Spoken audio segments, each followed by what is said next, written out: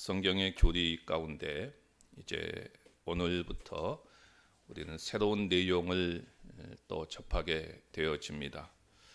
이 새로운 내용을 우리가 살펴보기 전에 제가 다시 한번 이 교리의 중요성을 다시 한번 강조하고자 합니다. 왜 그렇게 하냐면은 굉장히 중요한 부분들을 우리는 이제 흘러가면서 중요성을 놓칠 수 있기 때문에 제가 기회 되는 대로 중요성을 강조하고 또 새로운 내용으로 우리가 들어가기 때문에 지금까지의 흐름을 좀 간략하게 정리하고 가는 것이 굉장히 좋을 것 같습니다. 그래서 오늘은 이제 서론과 또 성령의 교리에 대한 제가 역사적인 배경을 좀 잠깐 말씀을 드리려고 합니다. 오늘은 여러분들이 좀 편하게 이렇게 좀 들으셔도 될 것 같아요. 신천지에서 핵심적인 역할을 했다가 빠져나온 목사님이 계십니다. 그리고 이곳에서 이제 가까운 구리에서 교회를 세워서 신천지에서 빠져나온 사람들만을 대상으로 목회를 하고 계십니다. 그러니까 이분의 말씀이 신천지에서 가장 두려워하는 것이, 신천지는 다 기존 교인들이 가는 곳이잖아요. 그래서 기존 교인들이 가기 때문에 그곳에서 가장 두려워하는 것이 바로 교리라고 이야기를 합니다. 그래서 자기들도 나름대로의 교리를 가지고, 그러니까 물론 잘못된 교리죠. 성경적인 교리라기보다는 이만희 교주를 위한 교리를 만들어서 얼마나 강도 높게 가르치고 있는지 모릅니다. 우리 기존 교회에서 상상할 수 없을 정도로 그렇게 교리를 가르치고 있지요. 근데 참 희한한 것은 기존 교회에서 그렇게 교리 공부나 성경 공부를 아무리 강조해도 사람들이 듣지를 않다가 그런 데만 가면은 아주 목숨 걸고 공부를 해요. 참 희한한 일이죠. 그래서 교리를 모르는 사람들이 신천지에 다 빠지고, 신천지에 들어왔는데 그 사람이 기존 교회에서 교리가 탄탄하게 정립되어 있는 사람이다 하는 것을 알게 되면 신천지에서는 그 사람을 더 이상 월반을 시키지 않는다고 합니다. 나가라고 한다는 거예요. 왜냐하면 교리를 알고 있는 사람은 절대로 신천지 교인이 될 수 없다는 것을 자기들이 너무나도 잘 알고 있기 때문에 더 이상 월반을 시키지 않는다는 거예요. 그래서 이분의 이야기는 제발 교회에서 교리 공부를 좀 하십시오. 교리를 좀 잘 가르쳐 주십시오 라고 이야기를 합니다. 그만큼 교리는 매우 중요하다는 것이죠. 저희 교회도 사실 여러분들이 한번 기억을 더듬어 보십시오. 제가 처음부터 이 교리와 성경 공부를 계속해 왔습니다. 소그룹 단위로 이게 잘 모여지지 않으니까 제가 궁여지책으로 했던 방법이 주일 오후 예배 시간을 통해서 이 성경 공부와 교리 공부를 했지요. 아예 처음부터 주일 오후 예배는 다 성경 공부였고 교리 공부였습니다.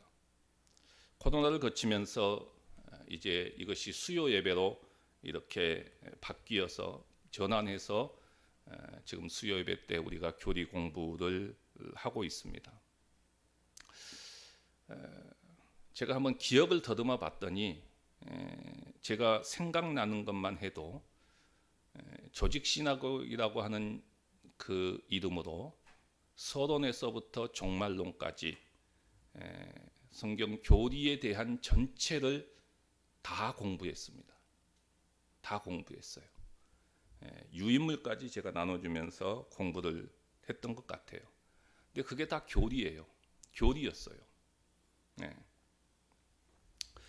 그리고 우리가 지금 다시 또 공부하고 있는 이런 내용이기도 하지요. 그리고 그것이 끝나고 나서는 제가 기독교 강요를 또 오후 예배 때 했지요. 기독교 강요는 굉장히 방대한 분량입니다.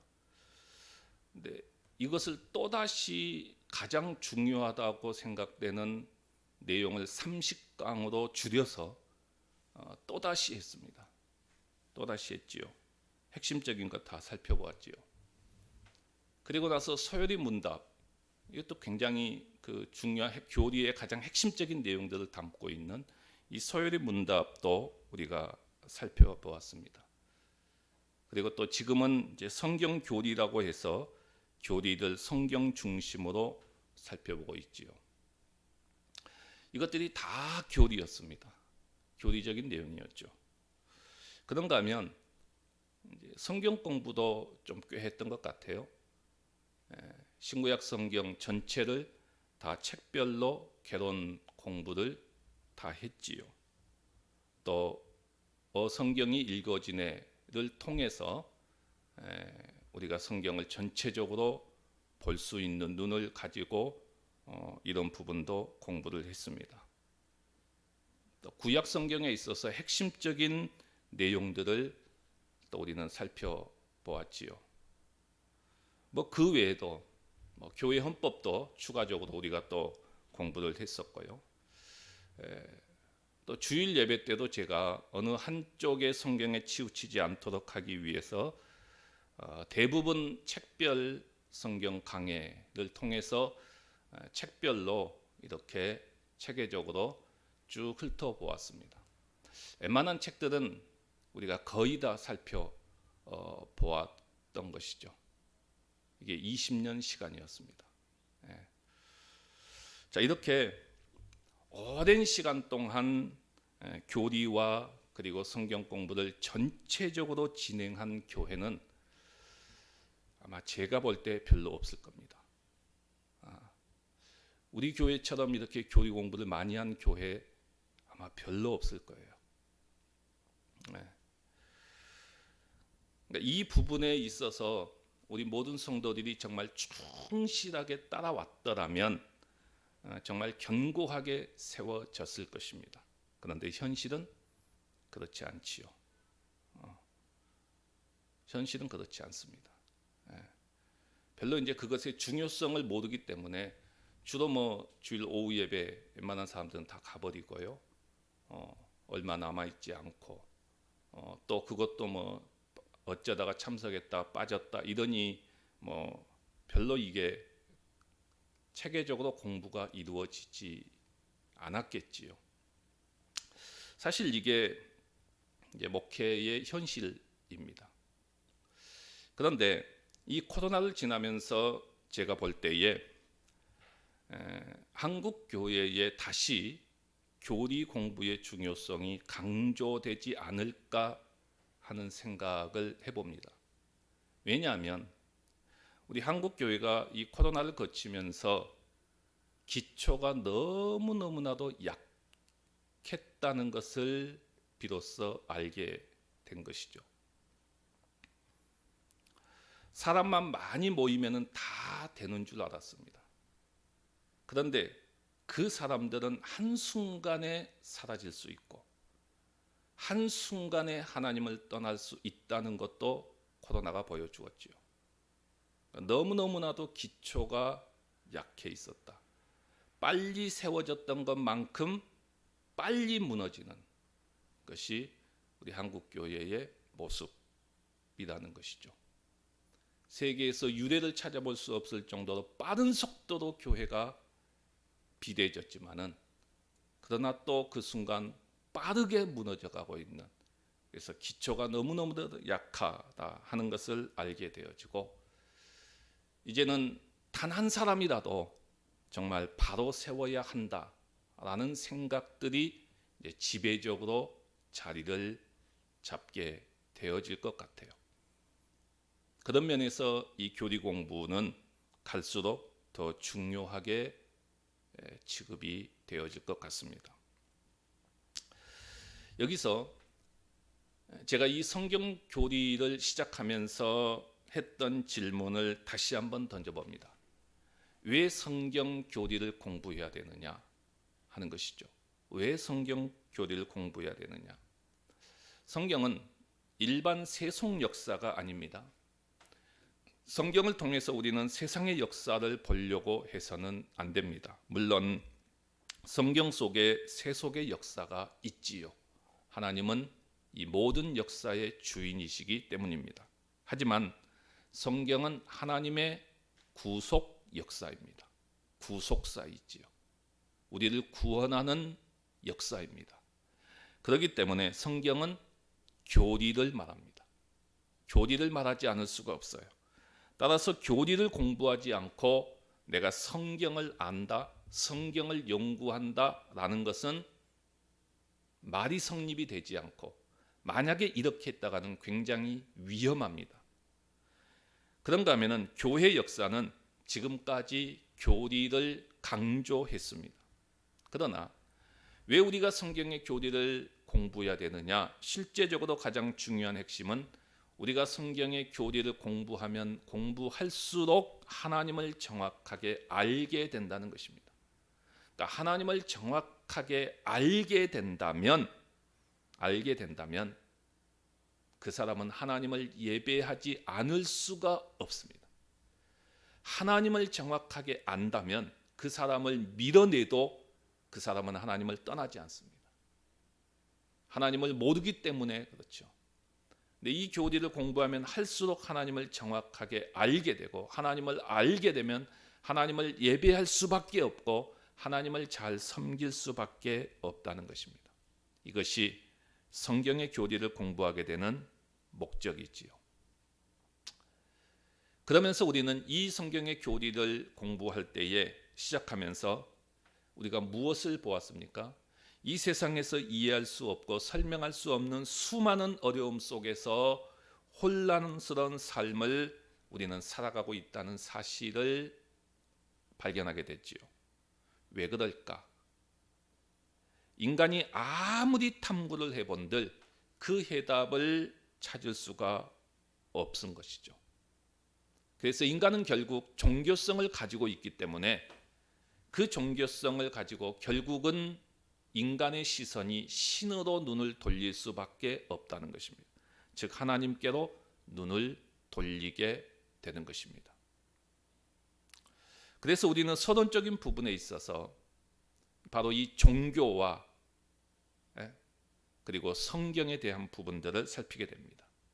자, 그렇다면 인간들이 하나님께로 눈을 돌렸을 때에 과연 하나님은 존재하는가? 하나님은 우리가 알 수 있는가? 라는 질문 앞에 서게 됐지요. 마치 욥이 고백한 것처럼 내가 어찌하면 하나님을 발견하고 그의 처소에 나아가랴? 라는 질문입니다. 이 질문을 통해서 인간은 종교성을 가지고 하나님은 존재할 수밖에 없다, 존재한다는 결론에 도달하게 되어지지요. 그러면 어떻게 이 하나님을 찾아갈 수 있겠느냐라는 질문 앞에 서게 되고, 인간의 이성과 노력을 통해서 하나님을 찾아갈 수 있는가? 없다는 것입니다.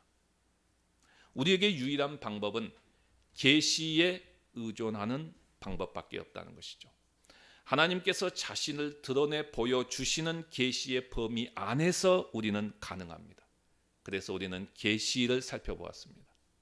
이 계시에는 일반 계시인 자연과 역사를 통해서, 그리고 특별 계시인 성경을 통해서 하나님께서 자신의 존재를 알려주십니다. 그러므로 우리는 이 성경의 권위 앞에, 성경을 통해서 우리에게 하나님의 존재를 가르쳐 주기 때문에 이 성경의 권위 앞에 굴복할 수밖에 없습니다. 성경을 떠나서는 아무것도 알 수가 없지요.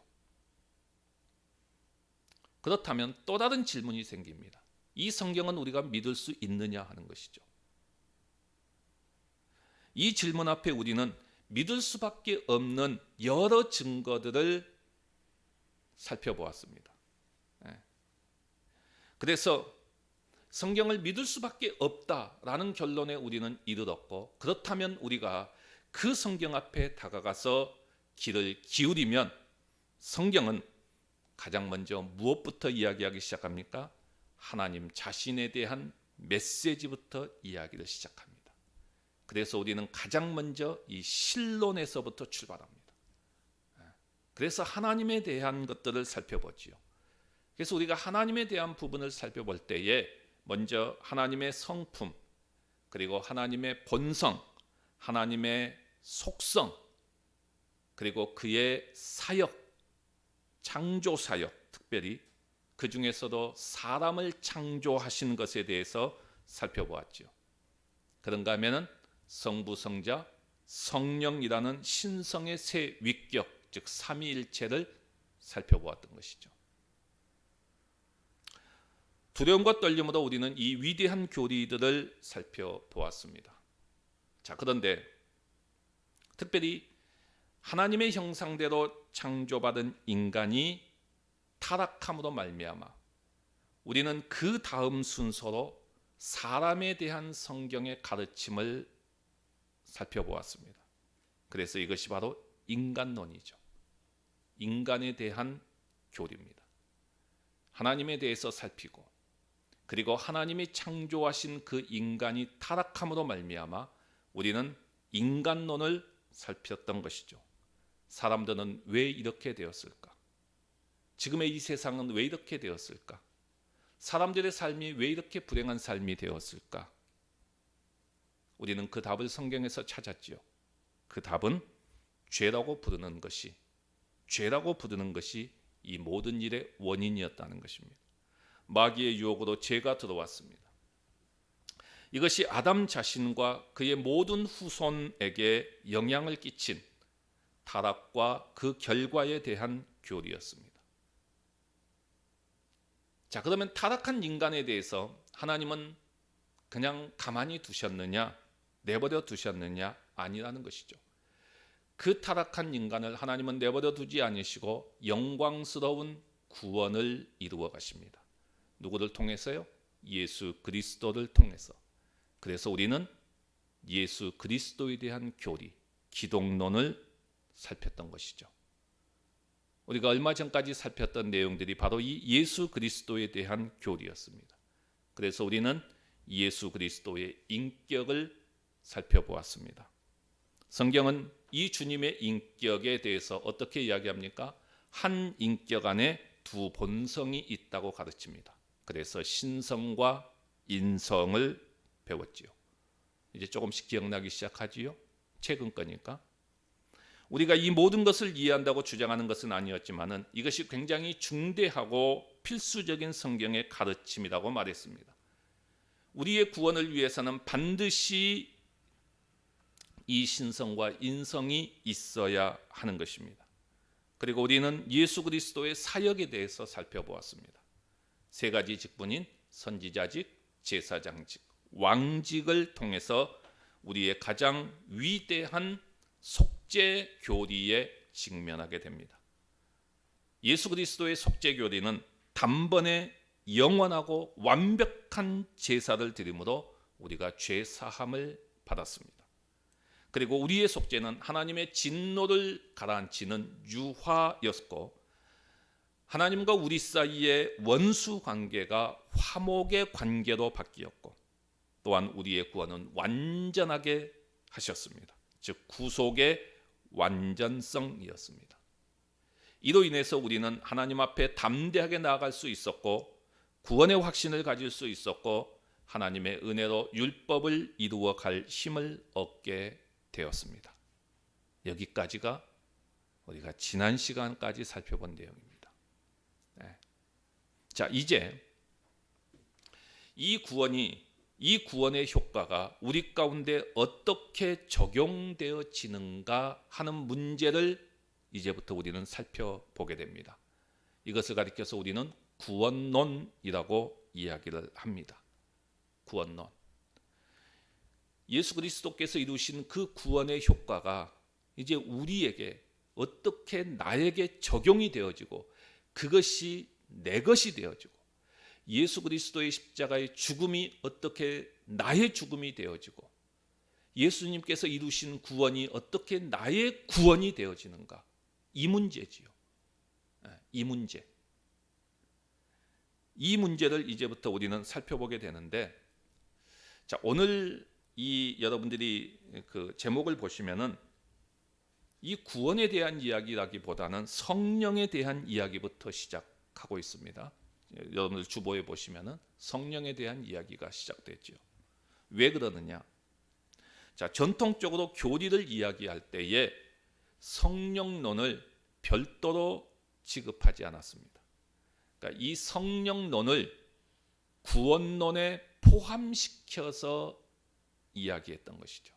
구원론에 포함시켰습니다. 그래서 우리가 지금까지 예수 그리스도에 대한 이야기, 즉 기독론에 대한 이야기를 살펴보고 그 다음으로 바로 넘어가는 것은 구원론이라는 이름으로 가게 됩니다. 그러면 왜 성령론을 구원론에 포함시켜서 우리는 이 성령을 이야기하느냐? 이유는 이것입니다. 예수 그리스도께서 십자가에서 죽으심으로 구원을 성취하신 그 구원의 효과가 직접 우리에게 적용되어서 우리가 구원을 받게 되는 것은 성령께서 하시는 일이기 때문입니다. 그래서 성령론을 구원론에 포함시켜서 이야기를 합니다. 전통적인 교리 공부에서는요. 그걸 좀 더 풀어서 설명을 한다면 이렇습니다. 우리의 구원은 삼위 하나님의 역사로 이루어지지요. 삼위 하나님의 역사로 이루어집니다. 그런데 성부 하나님은 우리의 구원과 관련해서 무슨 일을 하셨습니까? 우리의 구원을 계획하셨습니다. 구원을 계획하셨어요. 성자 예수님은 뭘 하셨습니까? 그것을 성취하셨습니다. 이 성취하신 구원을 성령 하나님은 우리에게 적용을 하십니다. 적용. 그래서 이 성령론을 구원론과 포함시켜서 이야기합니다. 자, 그리고 이 세 가지의 내용은 먼저 성부 하나님께서 우리의 구원을 계획하신 것에 대해서 신론에서, 하나님에 대한 교리에서 하나님의 사역, 즉 작정과 예정 부분에서 우리는 살펴보게 되고요. 그리고 성자 하나님은 성부 하나님이 계획하신 구원을 성취하십니다. 이것은 우리가 앞에서 보았던 기독론의 속죄 교리에서 살펴보았던 것이죠. 그리고 성령 하나님은 우리가 각 개인에게 그리스도의 구원의 효과를 적용하십니다. 이런 측면에서 성령론을 구원론의 범주 안에서 살피는 것입니다.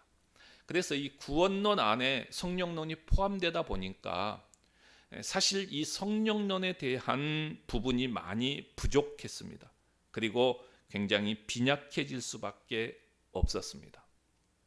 그래서 저는 이 본격적인 구원론을 들어가기 전에 성령론에 대해서 좀 꼭 필요하다고 하는 것, 정리하고 가야 될 부분들은 좀 제가 추가적으로 정리하고 가도록 하겠습니다. 그래서 이 부분은 전통적인 교리 내용에 추가적으로 제가 성령론을 말하고자 합니다. 어느 정도의 시간이 소요될지는 모르겠습니다만은 그래도 기본적으로 우리가 알아야 될 성령에 대한 내용들은 좀 살펴보려고 합니다. 왜냐하면 현재에 있어서 이 성령론은 굉장히 중요한 부분입니다. 굉장히 중요한 부분이고, 제가 신학교 다닐 때만 해도 이 성령론에 대한 논쟁이 굉장히 뜨거웠어요. 아주 엄청나게 뜨거웠어요. 그래서 이 성령론을 우리가 좀 중요하게 다뤄보려고 합니다. 그런가 하면 이 성령론은 창세기를 폈을 때 두 번째 절에 나오는 창세기 1장 2절에서 성령에 대한 언급이 시작되어지고 그 이후에 성경은 계속해서 성령에 대한 이야기가 나옵니다. 그렇기 때문에 우리가 가볍게 다룰 수 있는 부분이 결코 아닙니다. 자, 그러면 먼저 첫 번째로 생각할 것은 이제 성령에 대한 교리에 대해서 좀 제가 서론적으로 간략하게 말씀을 드리려고 하는데요. 자, 하나님의 위대한 구원 계획에서 성령이 구원의 적용자라는 사실을 우리는 발견할 수 있습니다. 그러니까 우리가 지금까지 살펴보았던 구원, 하나님의 아들이 이 세상에 오셔서 수행하신 그 위대한 구원을 우리에게 가져다 주고 우리 안에 실현되도록 하는 것이 성령의 사역입니다. 그러니까 성령은 실행자입니다. 이것이 구원의 계획 속에서 성령이 하시는 굉장히 중요한 역할입니다. 그래서 성령에 대한 내용 가운데 물론 우리가 여러 가지 많은 이야기를 할 수 있습니다만은, 그러나 가장 핵심적인 걸 하나를 꼽으라 그렇다고 한다면 성령은 우리의 구원의 적용자다. 이게 가장 중요한 핵심입니다. 그러니까 하나님께서 계획하시고 예수 그리스도께서 성취하신 구원을 내 것으로 적용시키는 것, 내 것이 되게 하도록 하는 것. 다시 말해서 그것이 믿어지도록 하는 것이죠. 우리가 어떻게 그것을 믿겠어요? 근데 믿어지도록 하는 것, 성령의 역사, 이 적용자, 이게 성령의 역사의 가장 중요한 핵심입니다. 자, 그런데 이렇게 중요한 성령의 역사, 그리고 이 성령에 대한 인격, 이 교리가 그동안 굉장히 소홀하게 다루어졌다. 역사 속에서 굉장히 소홀하게 다루어졌다 하는 사실을 우리는 조금 한번 알 필요가 있습니다. 그리고 이것은 굉장히 역사적인 사실입니다. 왜 그러느냐? 기독교 초기의 몇 세기 동안에는 이 성령에 대한 교리가 거의 언급조차가 안 됐습니다. 물론 처음에는 굉장히 언급이 됐겠죠. 그러나 기독교 초기 기독교의 그 몇 세기 동안은 이 교리에 대해서 거의 언급조차가 없었어요. 그러니까 왜 이런 현상이 발생했느냐면은 이 기독교 초기의 몇 세기 동안에는 성자에 대한 교리를 방어하는 데 정신이 없었어요. 그러니까 우리가 온 전력을 투구해서 이 성자에 대한 교리를 지켜내야만 했습니다. 자, 이 성자에 대한 교리가 뭡니까? 핵심이 하나님의 아들이 육신을 입고 이 세상에 오셨다는 것입니다. 그리고 예수 그리스도가 우리의 주가 되신다 하는 것이 선포되어졌지요. 근데 여기에 대해서 반대하는 자들, 끊임없이 공격하는 자들이 엄청났습니다. 그리고 그 물결이 엄청나게 거셌습니다. 근데 이것이 우리의 구원에 있어서 굉장히 중요한 핵심이에요. 이것이 무너진다면 다 무너질 수밖에 없었어요. 그래서 기독교 초창기 때는 바로 이 이단들, 여기에 대한 공격들을 우리가 총력전을 다해서 방어하다 보니 성자에 대한 교리가 강조되어졌지 성령에 대한 교리는 상대적으로 굉장히 소홀하게 되어졌다 하는 것입니다. 언제까지 그렇게 되어졌느냐? 종교개혁 시대까지. 종교개혁 시대 바로 그 직전까지는 이 성령에 대한 교리가 굉장히 소홀하게 다루어졌습니다. 그러나 종교개혁과 동시에 우리는 성령론에 대한 재발견이 일어나게 됩니다. 일어나게 돼요. 일반적으로 우리는 종교개혁을 이야기할 때에 교회사에서 성경의 오직 믿음에 의한 칭의의 교리를 재발견한 시기라고 이야기를 하지요. 물론 그렇습니다. 이건 굉장히 중요한 사실이지요. 우리가 믿음으로 의롭게 된다. 오직 믿음으로만 의롭게 된다. 이 교리를 재발견한 때가 바로 종교개혁 시기입니다. 하지만 이때 성령의 교리 역시 굉장히 놀라운 방식으로 재발견되었다는 사실을 우리는 잊지 말아야 됩니다. 그래서 종교개혁은 성령의 교리를 재발견한 시기였다라고 이야기합니다. 그래서 워필드 박사는 존 칼빈을 가리켜서 위대한 성령 신학자라고 부르기도 했지요. 로마 카톨릭에서는 이 카톨릭 체계에서는 성령이 아예 무시됐습니다. 성령이 있어야 될 자리에 사제가 있었고요. 그리고 신부가 있었고요. 교회가 있었고 성모 마리아가 있었고요. 성인들이 성령의 자리에 다 있었지요. 그러나 종교개혁은 바로 이 성령의 위대한 교리를 재발견했고, 그리고 이 성령의 교리를 가장 철저하게 연구했던 사람들이 바로 17세기의 영국의 청교도인들이었다라는 것입니다. 자, 그런데 성령의 교리를 재발견했지만은 사실 이 성령의 교리에 대해서 그동안 무시하고, 그리고 성령에 대한 교리에 대해서 잘못된 태도를 가지고 강조하고 과장하는 그러한 역사들이 계속되어져 왔습니다. 왜냐하면 이 성령에 대한 정확한 정리가 되지 못했기 때문이지요. 그래서 이 성령의 교리를 생각할 때에 지금도 그럴 겁니다. 굉장히 신비적인 것, 이상한 것, 무절제한 것, 새로운 기현상적인 것들, 이런 것들에 치중하고, 그리고 감정적이고 또 지나치게 주관적인 것으로 끌고 가다 보니까 성령에 대한 잘못된 태도와 교리들이 굉장히 난무했습니다. 그래서 제가 성령의 오늘 이야기하면서 제목을 뭐라고 붙였어요? 성령의 인격 그랬잖아요. 성령의 인격. 네, 성령의 인격성입니다. 인격성. 이걸 놓치고 가다 보니까 성령을, 지금도 그런 경향이 있어요. 그래서 성령 충만이나 성령의 능력이나 이런 것들을 생각하면은, 떠올리면은 하여튼 이상한 방향으로만 생각합니다. 하여튼 이상한 방향으로만 가려고 해요. 그러니 이 성령에 대해서 아예 무시해버리는 사람들도 생기고요. 그렇잖아요. 잘못되게 되고 있으니까 아예 그냥 무시를 해버려요. 그런 경향도 있게 되고, 아니면 전혀 잘못된 방향으로 성령론을 끌고 가게 되어지고, 이제 오순절 계통에서는 그래서 이 성령에 대한 부분들을 굉장히 잘못 끌고 가버리고 하는 부분들이 많잖아요. 근데 참 이것도 굉장히, 이게 참 아이러니해요. 예. 한국의 장로교가 정말 신학이 있고 교리가 있고 하는데, 전혀 교리가 없고 전혀 신학이 없는 순복음이 자리를 잡으면 한국교회를 완전히 주도하고, 우리가 지금 하고 있는 모든 예배의 형태들은 거의 순복음적인 것을 따라가고 있어요. 지금 굉장히, 그러니까 고급 종교가 굉장히 낮은 종교로 전락되어져 버리는 그러한 부분이 있어요. 그 속에서 성령에 대한 역할이 굉장히 컸어요. 하여튼간 이상한 방향으로 가는데 사람들은 그냥 그 방향으로 가는 거예요. 이게 안 되는 거예요. 그래서 교회에서 어떻게 됩니까? 충영교회 같은 경우는 초창기 때 그 성령파들은 지하에서 다시 예배드리게 하고요. 그 다음에 장로교 또 정상적인 사람들은 본당에서 예배드리게 하고요. 그렇게 하면서 수용하면서 갔어요. 이런 복잡한 역사들이 있어요. 네. 그래서 우리는 이 성령에 대한 이 교리들을 정말 이 위대한 교리들을 아주 깊게 고찰하지 않을 수가 없습니다. 성령의 인격에 대한 잘못된 가르침 때문에 이렇게 되어졌다 하는 것입니다. 여러분, 우리가 이 성령의 교리를 정말 주의 깊게 잘 살펴봐야 되는 이유 한 가지만 더 이야기한다면, 성령은 삼위일체의 위대한 교리의 한 부분입니다. 이렇게 쉽게 이야기해 보십시다. 성부 하나님에 대해서 우리가 소홀하게 가르친다? 그럼 어떤 일이 벌어집니까?